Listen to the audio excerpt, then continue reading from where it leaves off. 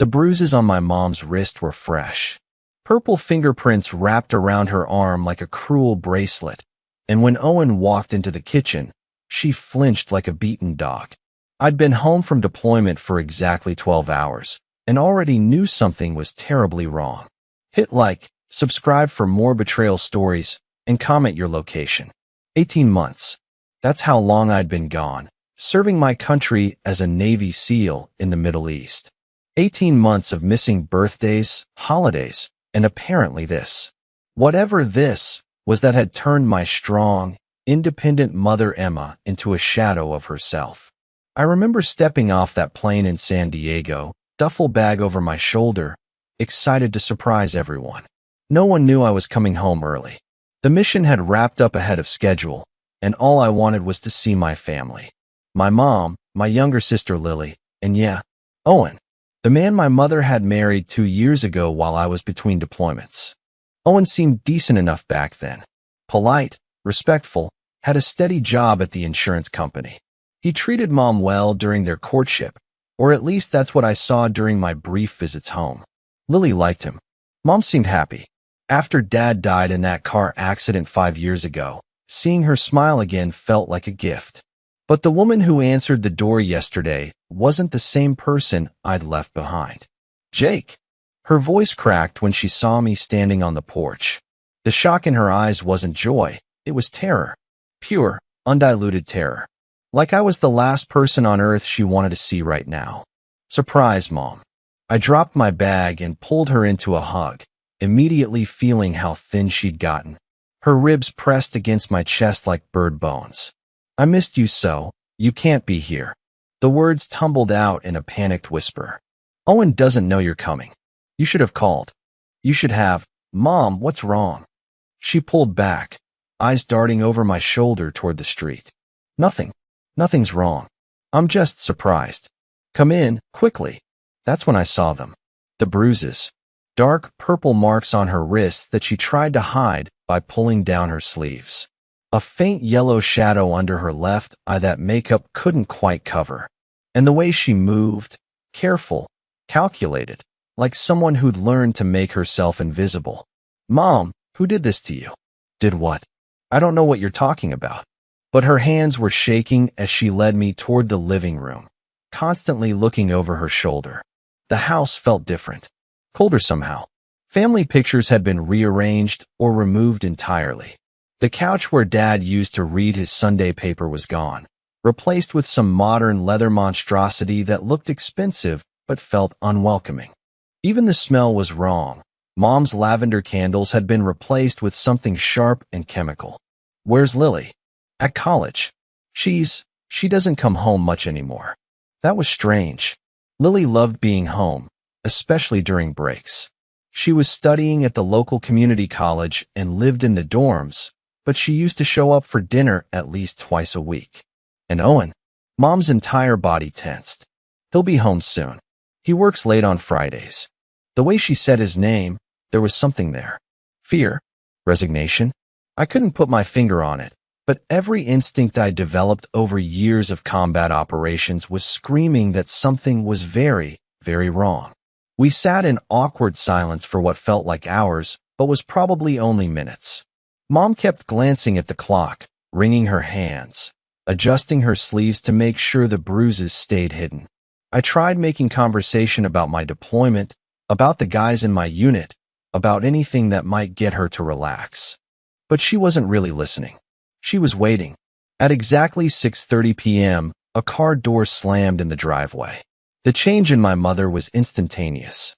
Her back went rigid, her breathing became shallow, and that terrified look crept back into her eyes. Emma, I'm home. Owen's voice boomed through the house with an authority that made my skin crawl. This wasn't how he used to talk. Before I left, he was quiet, almost submissive around Mom. Respectful. Now he sounded like a man who expected immediate attention and obedience. Heavy footsteps approached the living room.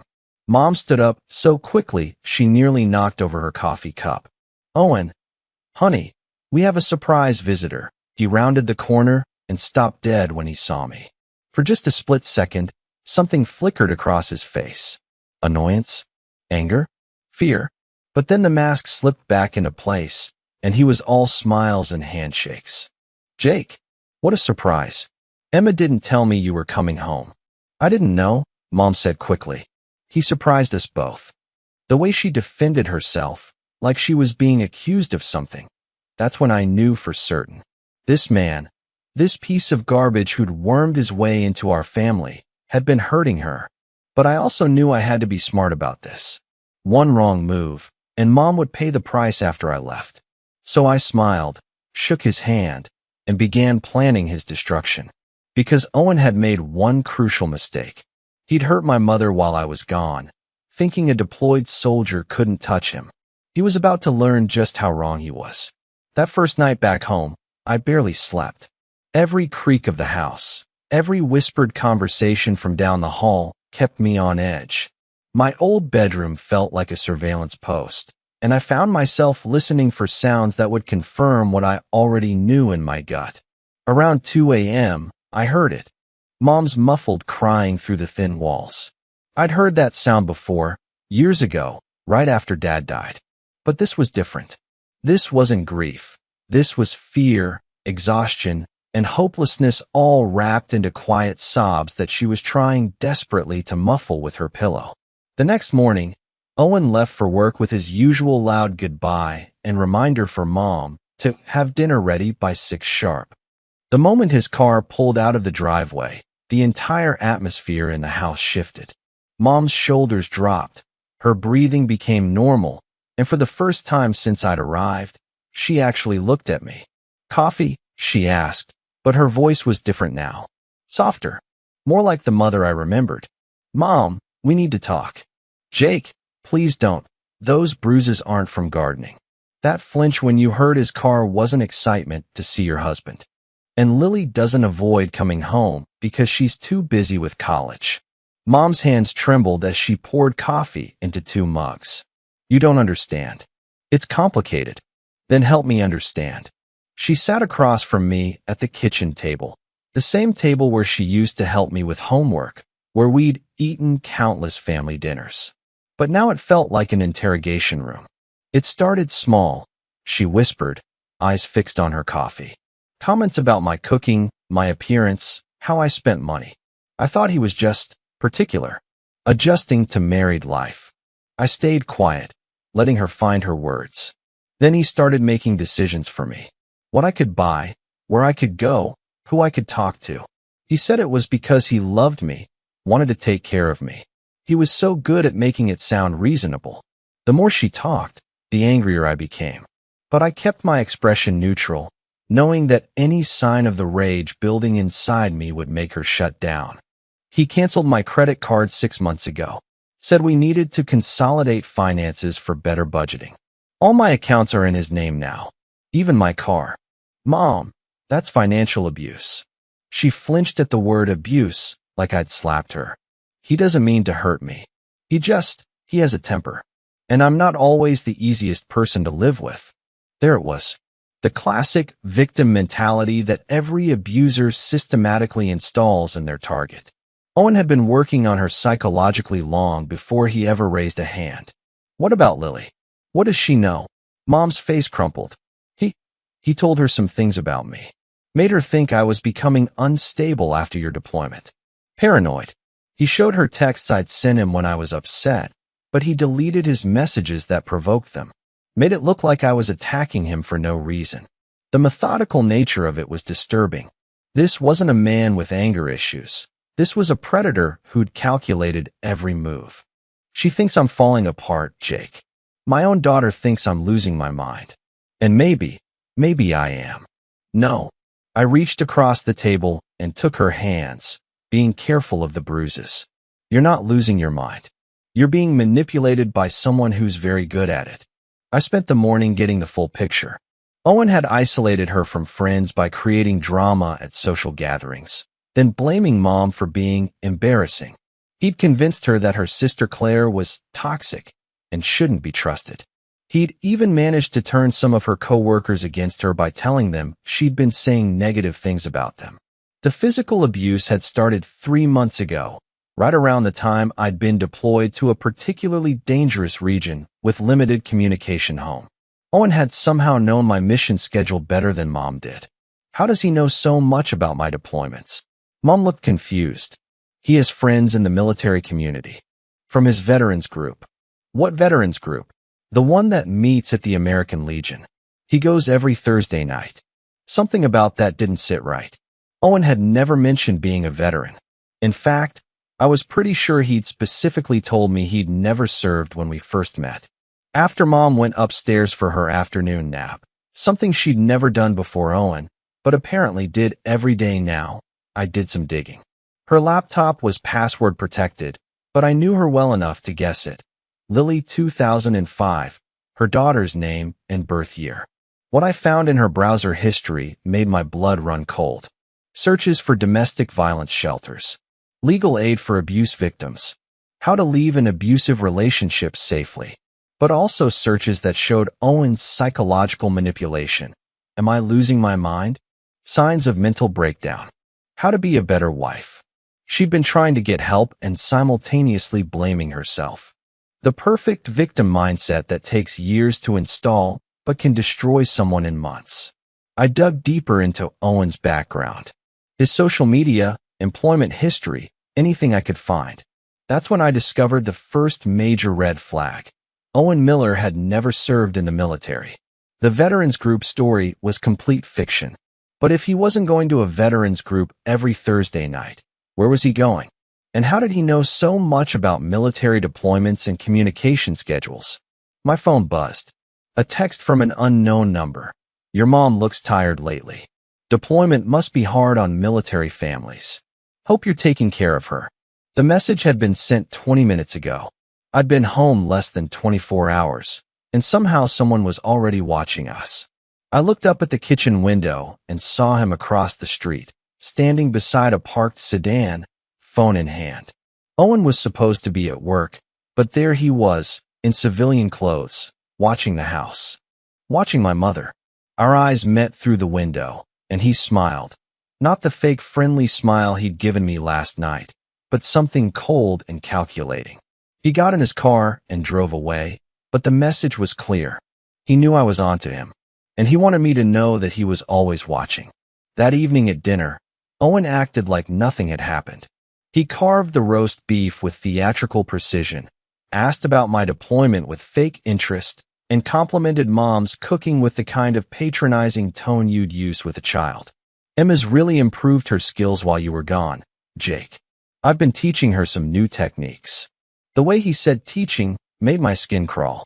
Mom just smiled and nodded, but I could see the tension in her jaw, the careful way she monitored his mood with every word. After dinner, while Mom cleaned dishes, Owen suggested we catch up in his study. The room that used to be Dad's workshop had been completely transformed. Gone were the tools, the workbench, the family photos. Now it was all dark wood, expensive whiskey, and awards from his insurance company. But what caught my attention were the security monitors. For screens showed different angles of the house: front door, backyard, kitchen, and Mom's bedroom. Home security, Owen said, noticing my stare. Lot of break-ins in the neighborhood lately. Can't be too careful with Emma here alone so much. Cameras in the bedroom? Just for her protection. You'd be amazed how vulnerable women feel when their men are deployed. The casual way he said "their men," like he owned her, made my hands clench into fists. But I forced myself to stay calm, to play along with whatever game this was. Smart thinking, I lied. How long have you had this setup? About 6 months. Right around the time you went on that extended mission to Syria. He knew exactly where I'd been. Information that should have been classified, or at least not common knowledge. Owen wasn't just abusing my mother. He was gathering intelligence about military operations. Later that night, I called Lily from the backyard, far from Owen's cameras and microphones. My sister's voice was cold, distant, nothing like the warm, bubbly girl I'd left behind. Jake, why are you calling so late? I'm home. Surprised Mom yesterday. Oh, long pause. How is she? That's what I want to talk to you about. Lily, has Mom seemed different lately? Different how? When's the last time you came home for dinner? Another pause. I don't know. A few months maybe. Things have been weird between us. Weird how? Lily sighed. She's been saying crazy things about Owen. Paranoid stuff. Claims he's controlling her, monitoring her. But then when I'm there, he's nothing but sweet to her. It's like she's making up problems. What kind of things has she said? That he reads her text messages, controls their bank accounts, doesn't let her see friends. But Jake, I've seen their bank statements when I helped her with taxes. She has full access to everything. And Owen bought her a new car last month. If he was controlling her, why would he do that? Every word made me angrier. Owen wasn't just isolating Mom from family. He was actively poisoning Lily's relationship with her. The new car was probably another form of control, something with GPS tracking or that he could disable remotely. Lily, I need you to trust me on this. Come home this weekend. Just observe. Don't tell Owen I asked you to. Jake, I think you're feeding into her paranoia. Owen's been nothing but patient with her mood swings and accusations. He even suggested she see a therapist. She's seeing a therapist? Well, no. She refused. Said Owen and the therapist would gang up on her. See what I mean? That's paranoid thinking. After I hung up, I sat in the darkness, piecing together Owen's strategy. He'd systematically destroyed Mom's credibility with everyone who mattered. Made her seem unstable, paranoid, difficult. Meanwhile, he played the role of the long-suffering husband dealing with a troubled wife. It was textbook psychological abuse, but executed with military precision. The next morning, I followed Owen to work. He drove to the Hartwell Insurance building downtown, went inside for exactly 30 minutes, then came back out and drove to a different location, a small office building I didn't recognize. I waited across the street and watched him enter through a side door marked Meridian Consulting. There was no company sign, no indication of what kind of business operated there. But the building had excellent sight lines of the surrounding area and several high-end communication antennas on the roof. Owen stayed inside for 3 hours. When he came out, he wasn't alone. 2 other men walked with him.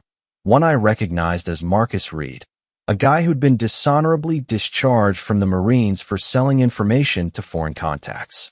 The other was someone I'd never seen before, but he carried himself like military.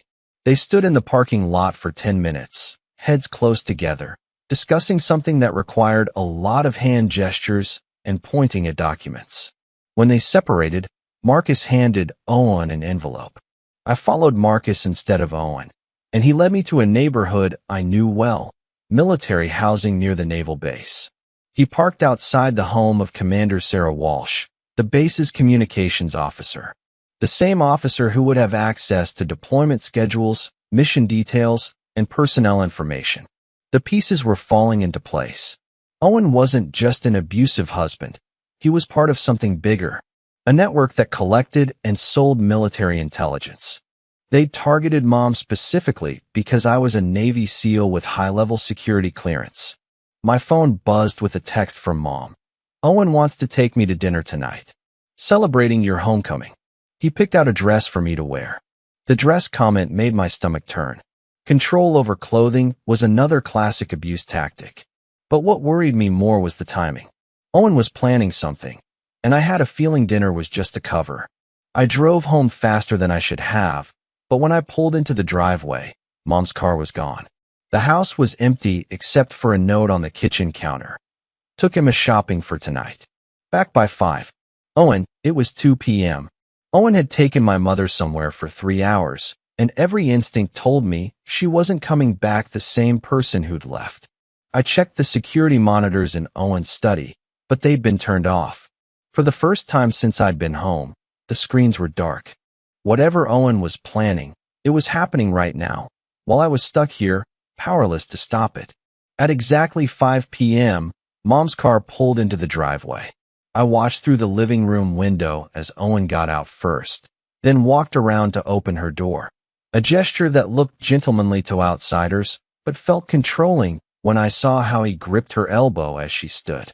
Mom moved differently, slower, more carefully, like someone who'd been given very specific instructions about how to behave.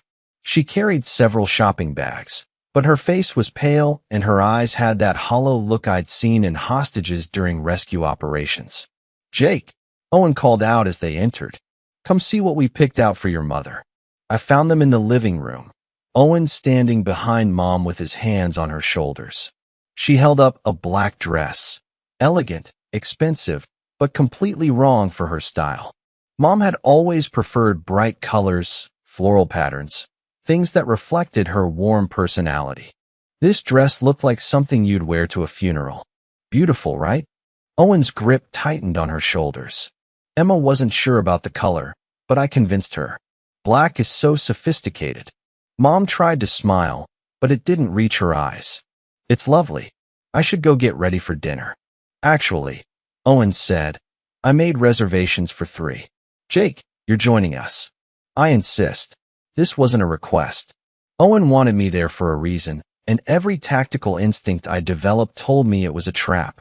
But refusing would put Mom in danger the moment I left them alone. "Sure," I said. "Where are we going?" "Chez Laurent. Best restaurant in town. We're celebrating your safe return." Chez Laurent was expensive, public, and had valet parking, all factors that would limit my options if something went wrong. Owen had chosen the location carefully. While Mom got ready upstairs, Owen poured himself a whiskey and offered me one. I accepted, but didn't drink it. "You know, Jake, I've been thinking about our conversation last night. About home security. Yeah, I think we should upgrade the system. Maybe add some exterior cameras, motion sensors. What do you think?" "Sounds reasonable." He nodded, swirling his whiskey. "The thing about security is, you can never be too careful. Threats can come from anywhere, even from people you trust." The message was clear. Owen knew I suspected something, and he was warning me about the consequences of acting on those suspicions. "Of course," he continued, "the most dangerous threats are often the ones closest to home. Family members who think they know what's best, but don't understand the full picture." "Is there something specific you're worried about, Owen?" He smiled that cold smile I was starting to recognize. "Just want to make sure everyone understands their role in keeping this family safe and happy." When Mom came downstairs, she looked beautiful but fragile in the black dress. Owen had also insisted she wear her hair down instead of her usual style, and she'd applied more makeup than normal, probably to cover bruises I hadn't noticed. The drive to the restaurant was tense. Owen controlled the conversation, asking me about my deployment in a way that felt like an interrogation. Specific questions about locations, timelines, personnel, information that should have been classified. "Must have been tough being in Syria for so long," he said casually, "especially during that operation in Raqqa last month." I'd never told him about Raqqa.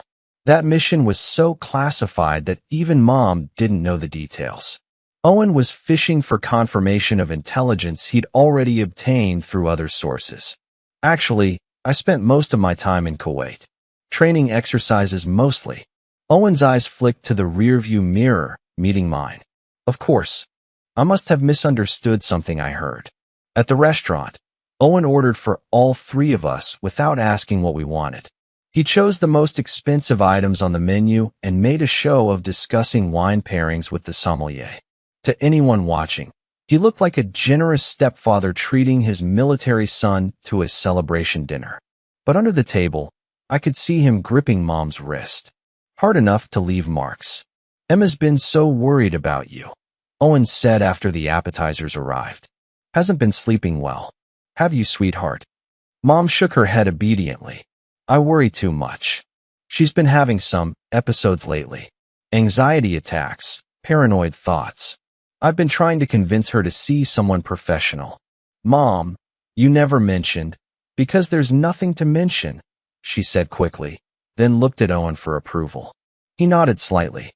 "It's nothing serious," Owen continued. "Just stress from the deployment. But I think it would help if you talk to her. Family support is so important for mental health." He was setting up the narrative. If anything happened to Mom, he wanted witnesses who could testify that she'd been unstable, anxious, possibly suicidal. and he wanted me to be the one who confirmed her mental state. Mom seems fine to me, I said carefully. Owen's grip tightened on her wrist until she winced. She's gotten very good at hiding it. Haven't you, Emma? I don't want to worry Jake, she whispered. See? She admits it herself.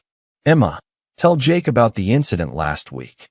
Mom looked terrified, but Owen's grip on her wrist left her no choice. I fell down the stairs. Owen thinks I might have been sleepwalking. Show him your bruises, sweetheart. The command was delivered in a gentle tone, but it was definitely a command. Mom reluctantly pushed up her sleeve, revealing dark purple marks that were clearly finger-shaped. From catching herself during the fall, Owen explained, watching my reaction carefully. I had to give him credit. It was a masterful performance. To anyone else, Owen would look like a concerned husband dealing with his wife's deteriorating mental health. But I could see the calculation behind every word, the way he was building a case for why my mother might accidentally hurt herself in the future. Maybe we should cut dinner short, I suggested. If Mom's not feeling well. Nonsense. Emma's fine, aren't you, sweetheart? She nodded, but I could see tears forming in her eyes. That's when I made my decision. Owen wanted to play games. Fine. I'd play along until I understood the full scope of what he was doing. But I was also going to start building my own case. You're right, Owen. Family support is important. Maybe I should extend my leave, stick around for a few weeks. For the first time all evening, Owen's mask slipped. Just for a second, but I saw the flash of anger in his eyes before he recovered.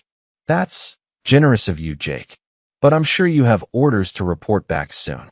Actually, I have some flexibility. It's important to take care of family. Owen raised his wine glass in a toast. To family. But as we clinked glasses, I could see him already recalculating his plans. Having me around for weeks instead of days was going to complicate whatever timeline he'd established, which meant he might have to accelerate his endgame. The next morning, I woke up to the sound of hushed arguing downstairs. Through my bedroom floor, I could hear Owen's voice, sharp and angry, though he was keeping the volume low. Told you to handle this better, Emma. Now he's suspicious. I didn't say anything wrong. I did exactly what you, don't argue with me. You know what happens when you argue. The conversation stopped abruptly. I heard footsteps, a door closing, then silence. By the time I got downstairs, Owen was gone, and Mom was sitting at the kitchen table, staring at her coffee with fresh tears on her cheeks. Morning, Mom.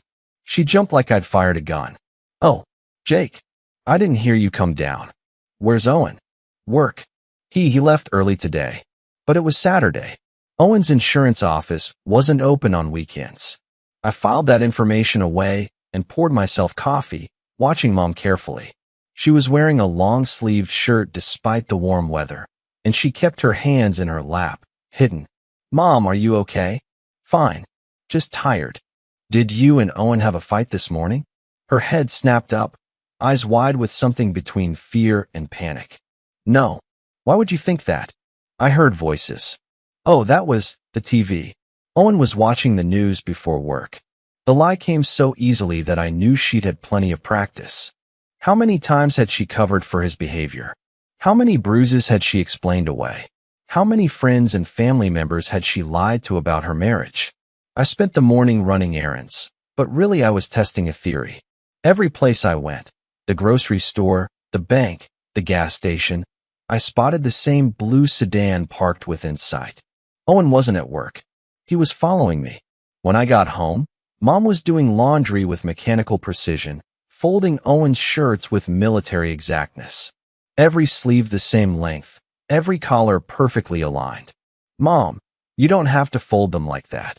Owen likes them this way. She didn't look up from the laundry basket. He says attention to detail is important in a marriage. Since when do you care about folding shirts perfectly? Since I learned it matters. The words came out sharper than she'd intended, and immediately her hands started shaking. I'm sorry. I didn't mean to snap. I'm just tired.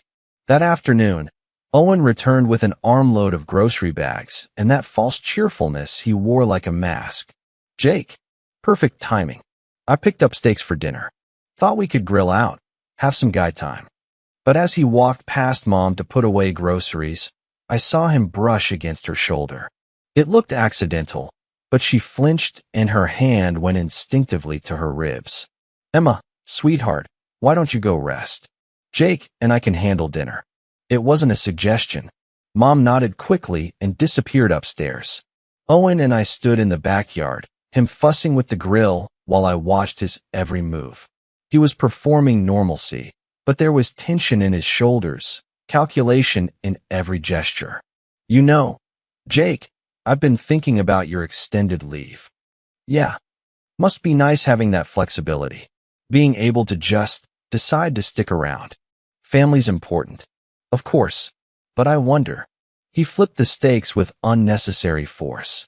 Don't you have obligations? People expecting you back? Nothing that can't wait. Owen nodded slowly. Emma mentioned you've been asking her a lot of questions. About our marriage, her health. She's worried you think something's wrong. Is something wrong? Not at all. But you know how fragile she's been since your father died.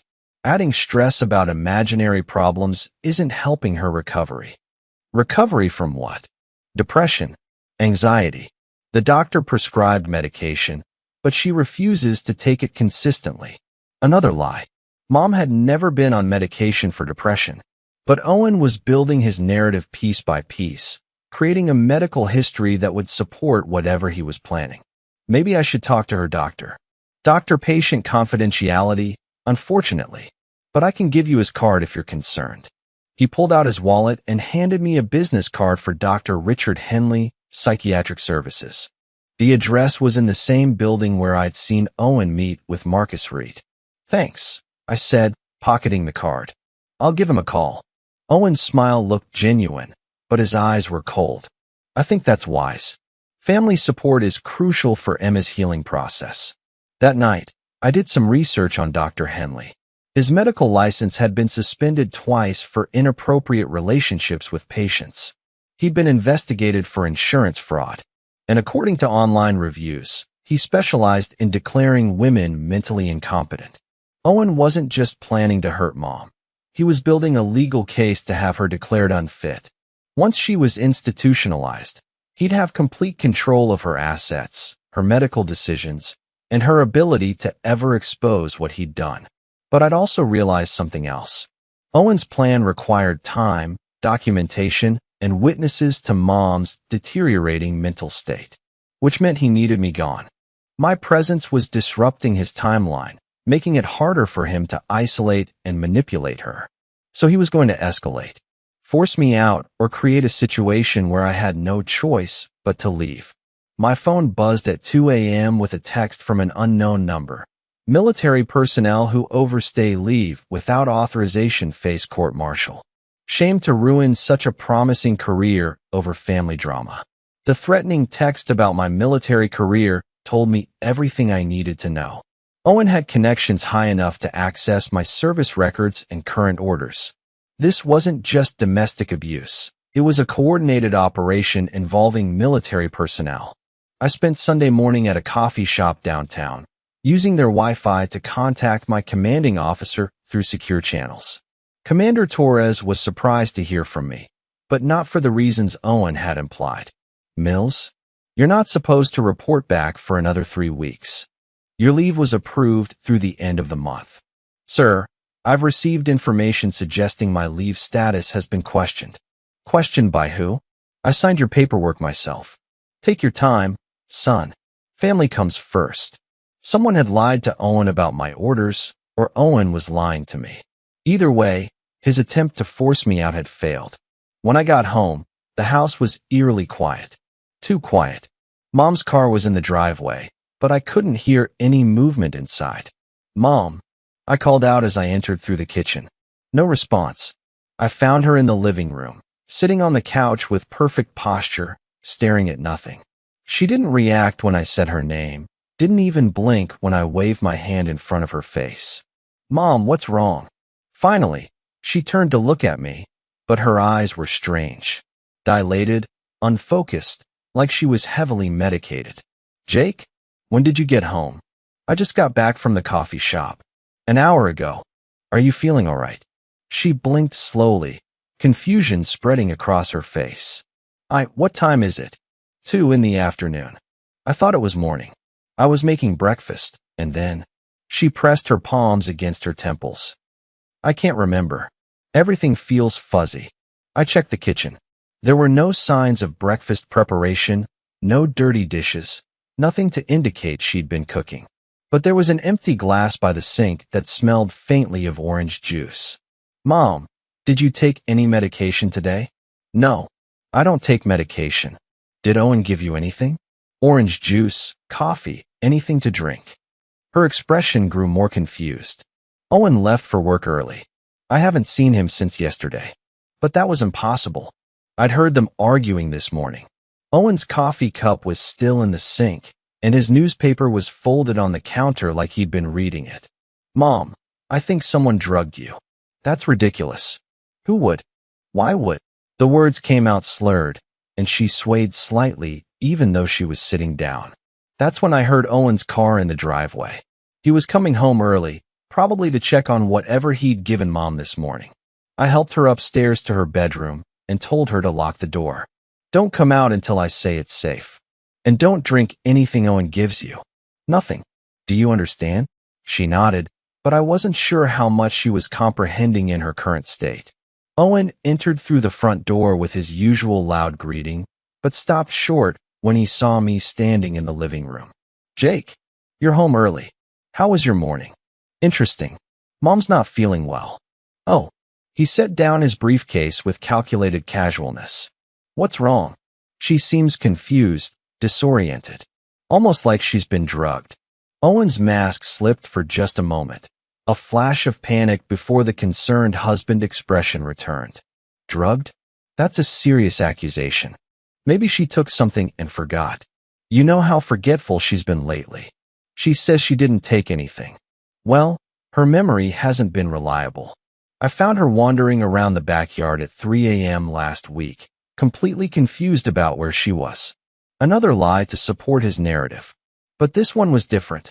Owen was describing symptoms of someone being systematically poisoned with small doses of sedatives or psychoactive drugs. Maybe we should take her to the hospital. Have her blood tested. I don't think that's necessary. She just needs rest. Owen's voice carried a warning edge. Sometimes family members can overreact to normal aging issues. She's 52, Owen. Not 90. Stress ages people, Jake. The constant worry about your dangerous job, the isolation of military life. It takes a toll. He was deflecting, trying to make this about me instead of what he'd done to her. But I could see the calculation in his eyes, the way he was assessing threats and planning his next move. I'm going to check on her. Actually, I'd prefer if you let her rest. She gets agitated when people fuss over her. She's my mother, and she's my wife. The words came out harder than Owen intended, revealing the possessiveness beneath his caring facade. I know what's best for Emma's health. We stood facing each other in the living room, the pretense of family harmony finally cracking. Owen's hand moved slightly toward his pocket, and I tensed, ready for whatever he was planning. That's when we heard the scream from upstairs. Mom's voice, terrified and desperate, calling my name. I took the stairs 3 at a time, Owen right behind me. Her bedroom door was locked like I'd told her, but I could hear her sobbing on the other side. Mom, open the door. I can't. Something's wrong with my hands. I can't make them work. Owen pushed past me and produced a key from his pocket. Of course, he had keys to every lock in the house. Another form of control I'd missed. We found Mom on the floor beside her bed, convulsing slightly, her hands curled into unnatural positions. Her eyes were rolled back, and foam flecked the corners of her mouth. Call 911. I ordered Owen, but he didn't move. This has happened before, he said calmly. It passes in a few minutes. The doctor said forcing medical intervention could make it worse. I grabbed my phone and dialed anyway, but Owen's hand clamped down on my wrist with surprising strength. Jake, you're making this worse. Trust me. That's when I realized the horrible truth. This wasn't the first time Mom had reacted this way to whatever Owen was giving her. He'd been experimenting with dosages, documenting her reactions, building medical evidence of her mental instability. And he wanted me to watch. He wanted witnesses to her breakdown, people who could testify that she was genuinely ill, not being poisoned. I ripped my wrist from Owen's grip and called 911 anyway. While the paramedics were en route, I knelt beside Mom, timing her convulsions and checking her pulse. Owen stood in the corner, watching with the detached interest of a scientist observing a lab rat. "This is exactly what happened last Tuesday," he said to no one in particular. "And the Thursday before that. The episodes are getting more frequent." He was creating a timeline, establishing a pattern that would support his medical claims. But he'd made one crucial mistake. He was so focused on documenting Mom's condition that he hadn't noticed me collecting evidence of my own. The paramedics arrived within minutes. As they worked on Mom, checking her vitals and asking questions, I pulled the lead EMT aside. "I suspect she's been poisoned, possibly with sedatives or psychoactive drugs. Can you test for that?" "We'll run a full tox screen at the hospital," she assured me. Owen overheard and immediately went into concerned husband mode. "Poisoned? That's impossible. Emma doesn't go anywhere or see anyone. She's been very isolated lately due to her condition." More narrative building. Even with the paramedics, Owen couldn't resist reinforcing his story. At the hospital, I stayed with Mom while Owen handled the paperwork. The doctors confirmed what I already suspected. Her blood showed traces of lorazepam and risperidone, both powerful psychiatric medications that could cause the symptoms I'd witnessed. "Does your mother have prescriptions for these drugs?" Dr. Patterson asked. "Not that I know of. She's never been diagnosed with any condition that would require them." "Well, someone's been giving them to her. The levels in her system suggest regular dosing over several weeks, maybe months." When Owen returned from the admissions desk, Dr. Patterson questioned him about Mom's medications. Owen produced a pill bottle from his pocket, prescription lorazepam in Mom's name, prescribed by Dr. Richard Henley. "Emma's been refusing to take her medication consistently," Owen explained. "I've been putting it in her orange juice to make sure she gets the doses she needs." Without her knowledge, Dr. Patterson looked concerned. "She becomes combative when she knows it's medication." Dr. Henley suggested this approach for non-compliant patients. Everything was falling into place. Owen had established a paper trail, created medical justification, and even had me as a witness to Mom's episodes. If I hadn't shown up when I did, she probably would have ended up institutionalized within weeks. But Owen had also made several mistakes that I could exploit. First, he'd admitted to medicating Mom without her consent in front of a doctor and nurse. Even with a prescription, that was a crime. Second, Dr. Henley's medical license was suspended. Any prescriptions he'd written were invalid. Third, Owen had been sloppy with his intelligence gathering. The threats about my military leave showed he had sources, but he'd overplayed his hand. While Mom recovered, I made phone calls. My first was to Commander Torres, explaining the situation and requesting an investigation into potential security breaches in my service record. My second was to Agent Rebecca Martinez at the FBI, a contact from my joint operations days who specialized in domestic terrorism and intelligence trafficking. "Jake, it's been a while. What can I do for you?" I explained everything. Owen's knowledge of classified operations, his meetings with Marcus Reed and the fake psychiatrist, the systematic abuse of my mother. Rebecca listened without interruption. "This sounds like a honey trap operation," she said when I finished. "Someone targeted your mother specifically to get close to you and your security clearance. We've been tracking similar cases across several military installations. Can you help?" "Already on it. We'll have surveillance on Owen within the hour, and I'm sending a team to process your mother's house for evidence." "But Jake, you need to be careful. If this is connected to the network we've been investigating, they won't hesitate to eliminate witnesses." That evening, I returned home alone. Mom was staying overnight for observation, and Owen was still at the hospital playing the devoted husband role. I had maybe 2 hours before he came back. I started in his study, looking for anything that would connect him to Marcus Reed or prove his intelligence-gathering activities. The security monitors were still recording, and I found backup drives with months of footage, including videos of Mom's episodes that Owen had been documenting. But the real treasure trove was in his locked desk drawer. Financial records showing payments from Meridian Consulting. Printed emails discussing asset management and intelligence acquisition. And most damning of all, a file labeled Emma Mills that contained psychological profiles, medical records, and a detailed timeline for what Owen called cognitive degradation and institutional placement. He'd been planning this for over a year.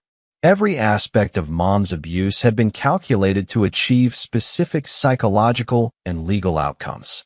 I photographed everything with my phone and uploaded the files to a secure server. Then I planted something of my own, a tiny recording device that would capture any conversations in Owen's study. By the time Owen returned home at midnight, I was in bed, pretending to sleep. I heard him go straight to his study, probably to check his files and make sure nothing had been disturbed. What he didn't know was that FBI surveillance was already in place. Agent Martinez's team had used my intelligence to obtain warrants for electronic surveillance of Owen, Marcus Reed, and the entire Meridian Consulting operation. The next morning, Owen seemed nervous. He kept checking his phone, making brief calls that he ended abruptly when I walked into the room. "How's Emma feeling?" he asked over breakfast. "Better. The doctors want to keep her another day for observation." Good.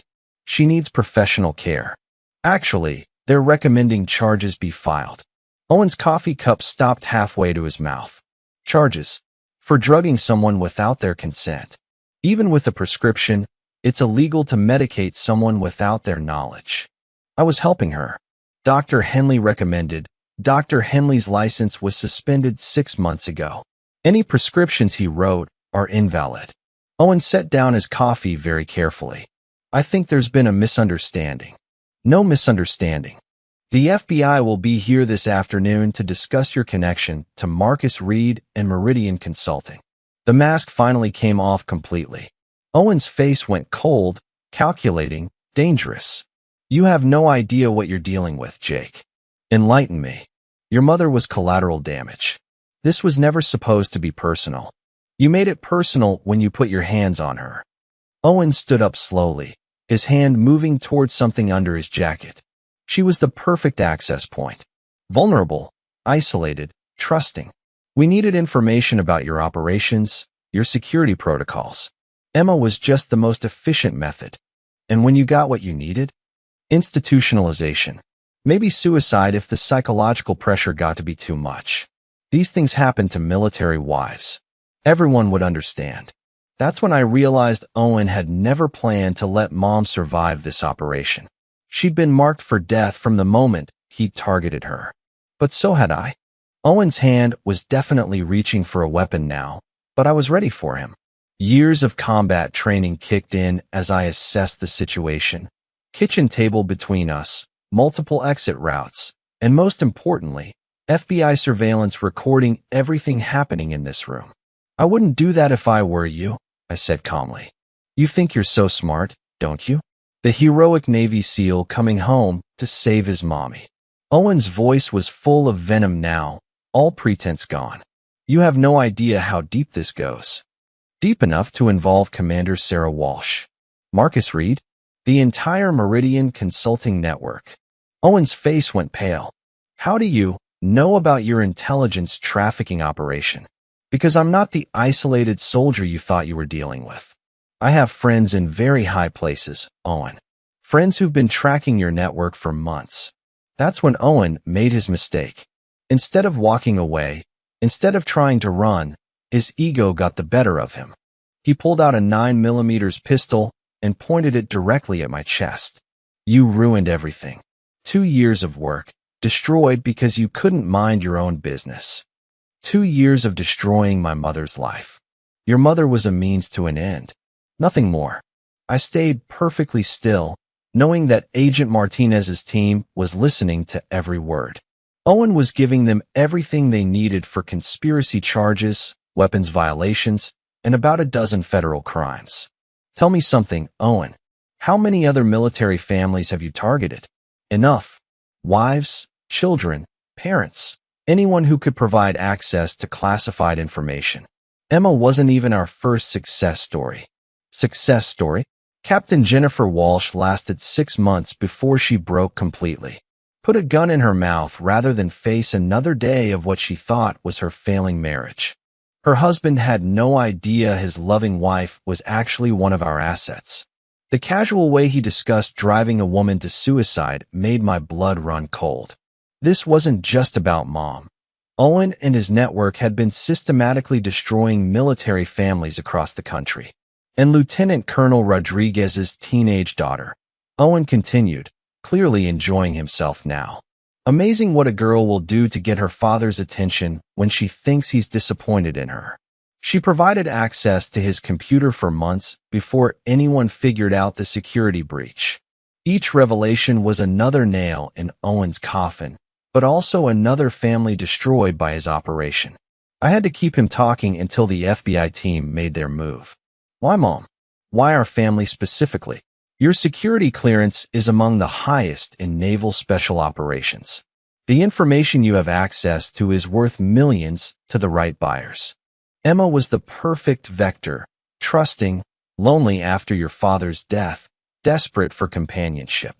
And you never felt anything for her? All those months of marriage, it was all an act. Owen laughed, a sound completely devoid of humanity. Emma made it easy. So grateful for attention, so eager to please. She practically begged me to control her life. Some people are born victims, Jake. Your mother is one of them. That's when I heard it.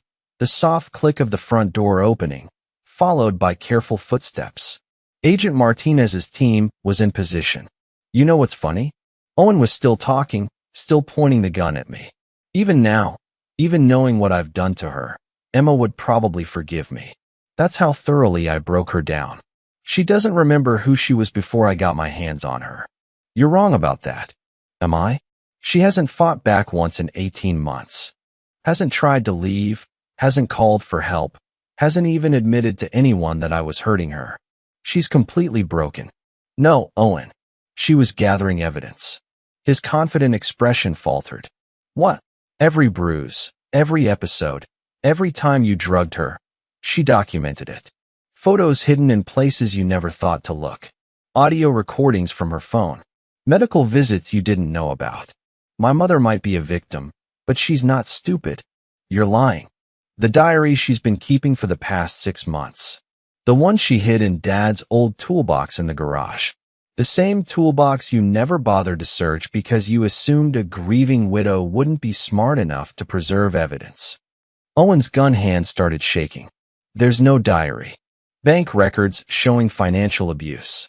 Screenshots of text messages. Video recordings from her phone during some of your disciplinary sessions.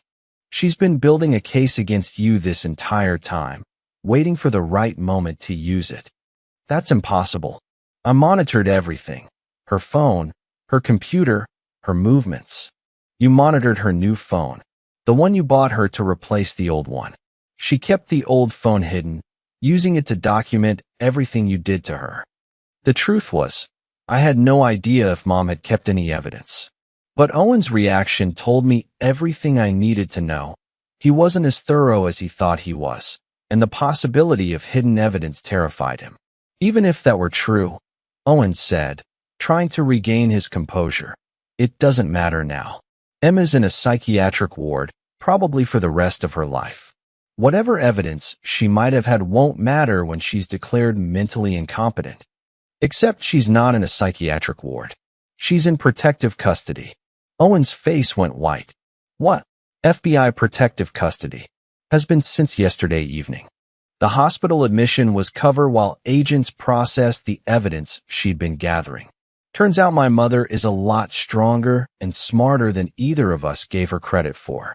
That's when the kitchen door burst open and Agent Martinez's team flooded in, weapons drawn, shouting commands for Owen to drop his gun. But Owen was done playing games. Instead of surrendering, he turned the pistol toward his own head. You think this ends with me? There are dozens of us, hundreds of operations. You stopped one cell, but the network will continue. Your mother will never be safe. Owen Miller, you're under arrest for espionage, domestic violence, conspiracy, and about 20 other federal charges, Agent Martinez announced. Drop the weapon. Owen looked at me one last time, his eyes full of hate and defeat. This isn't over. Then he pulled the trigger. The gunshot echoed through the kitchen like thunder, but Owen was still standing. Agent Martinez had anticipated his move and fired a non-lethal round that knocked the pistol from his hand just as he pulled the trigger. Owen's shot went wide, shattering the kitchen window instead of ending his life. Suspect down. Suspect down. Martinez called into her radio as Owen collapsed to the floor, clutching his shattered wrist. We need medical assistance. Within minutes, the house was swarming with federal agents, crime scene technicians, and paramedics. Owen was loaded into an ambulance under heavy guard, screaming threats about lawyers and constitutional rights. But his words were hollow now. We'd recorded his full confession, and the evidence against him was overwhelming. Agent Martinez pulled me aside while her team processed the scene. Your mother's testimony, combined with what we just recorded, should put him away for life. But Jake, he wasn't lying about this being bigger than just him. How big? We've identified at least 30 active cells across military installations nationwide. Owen's network was selling intelligence to foreign governments, terrorist organizations, anyone willing to pay. The damage to national security is going to take years to assess. And the other families? We're working to identify and protect them. Some we might be too late to save, but others, your mother's evidence is helping us piece together patterns we missed before. That afternoon, I was finally allowed to see Mom at the FBI safe house where she'd been staying. The woman who answered the door looked like my mother, but stronger somehow. The fear was gone from her eyes, replaced by something I hadn't seen in 18 months, determination. Jake. She pulled me into a hug that felt real for the first time since I'd been home. I'm so sorry you had to see all of that. Mom, you have nothing to apologize for. I'm the one who's sorry. I should have seen what was happening sooner. How could you? He was very good at what he did. She led me to a small living room where Agent Martinez was waiting with files spread across a coffee table. But he made one mistake. What's that? Mom smiled, genuinely smiled, for the first time in months. He underestimated me. Owen thought, because I was grieving your father's death, because I was lonely and vulnerable, that I was also stupid. Tell him about the evidence, Agent Martinez encouraged. I knew something was wrong within 3 months of marrying him, Mom explained. The way he asked questions about your work, the coincidental meetings with people who claimed to know you, the gradual isolation from friends and family. But I also knew that if I tried to leave or expose him without proof, he'd find a way to discredit me. So you started documenting everything. Everything. Every bruise, every thread, every time he drugged me. I had a hidden camera in the bedroom, a backup phone he didn't know about, even a safety deposit box where I kept copies of all the evidence. Agent Martinez opened one of the files. Your mother provided us with over 6 months of video evidence, hundreds of photographs, detailed financial records showing the payments Owen received for intelligence, and even recordings of phone calls he made to his handlers. But Mom, how did you manage all of that while he was monitoring you so closely? Your father taught me a few things about operational security during his Army days. And grief counseling helped me learn how to hide my real emotions behind whatever mask I needed to wear. I stared at her in amazement. While I'd been deployed, thinking she was falling apart, she'd actually been conducting her own covert operation against a trained intelligence operative. There's more, Agent Martinez said. Your mother's evidence helped us identify the entire network. Marcus Reed, the fake DR. Henley, Commander Walsh's husband. The Meridian Consulting Front Company. All of it. What happens now? Now we roll up the entire operation. Owen was just middle management, but his records and your mother's evidence give us everything we need to dismantle the network completely. Over the next few weeks, I watched the dominoes fall. Marcus Reed was arrested at his home with classified documents and $2 million in cryptocurrency. Commander Walsh's husband was found dead in his car, an apparent suicide rather than face trial. Dr. Henley and 6 other fake medical professionals were indicted for conspiracy and fraud. But the most satisfying arrest was Commander Sarah Walsh herself. The woman who'd been providing Owen with classified information about my deployments, my security clearance, even my family's personal details. She'd betrayed everything she'd sworn to protect for money and the thrill of espionage. Mom started therapy, real therapy this time, with a legitimate psychiatrist who specialized in trauma recovery. Slowly, she began to reclaim the parts of herself that Owen had tried to destroy. Her confidence returned, her smile became genuine again, and she started making plans for the future. Lily came home for the first time in months, crying when she saw how much stronger Mom looked. Owen's manipulation had turned my sister against our mother, but the truth was healing those wounds too. "I'm so sorry, Mom," Lily sobbed during our first family dinner in over a year. "I thought you were falling apart. I thought you were being paranoid and difficult. You couldn't have known, sweetheart. That was the whole point of what he was doing. He wanted to isolate me from everyone I loved. But I should have trusted you. I should have seen, you're seeing now. That's what matters." 3 months later, Owen Miller was sentenced to life in prison without possibility of parole. The judge called his crimes a betrayal of the deepest trust and noted that his actions had endangered national security and destroyed innocent families. Mom was there for the sentencing, sitting in the front row, looking directly at Owen as the verdict was read. When he turned to glare at her one last time, she didn't flinch, didn't look away, didn't show any fear. She just smiled.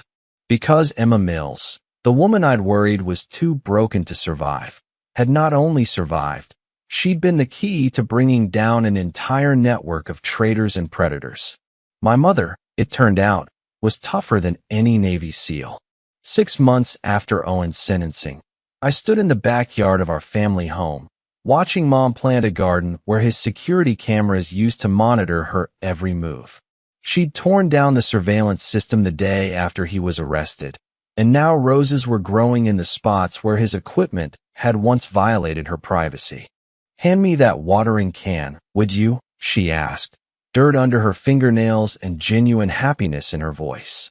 I passed her the can and marveled at the transformation. The fearful, broken woman Owen had tried to create was completely gone. In her place was someone stronger than she'd ever been before, not despite what she'd endured, but because of how she'd chosen to fight back. "Any word from Agent Martinez about the other families?" Mom asked as she watered the newly planted roses. 3 more women have come forward with evidence against their husbands. The network is completely dismantled now. Your courage gave them the strength to speak up. Mom nodded, but I could see the sadness in her eyes for the families who hadn't been as fortunate. Not everyone had survived their ordeal with an Owen Miller. Lily bounded out of the house, diploma in hand. She'd graduated from community college with honors and had been accepted to the state university for her bachelor's degree. The relationship between her and Mom had healed completely, stronger now for having survived Owen's attempts to destroy it. "Mom," the acceptance letter came. "Full scholarship for the psychology program." "That's wonderful, sweetheart." Mom beamed with pride. "Following in your mother's footsteps?" It was true. Mom had enrolled in online courses to become a certified counselor for domestic violence survivors. She said her experience with Owen, both surviving it and bringing him down, had given her insights that could help other women escape similar situations. "I want to help families like ours," Lily explained. "Kids who get caught in the middle when someone targets their parents.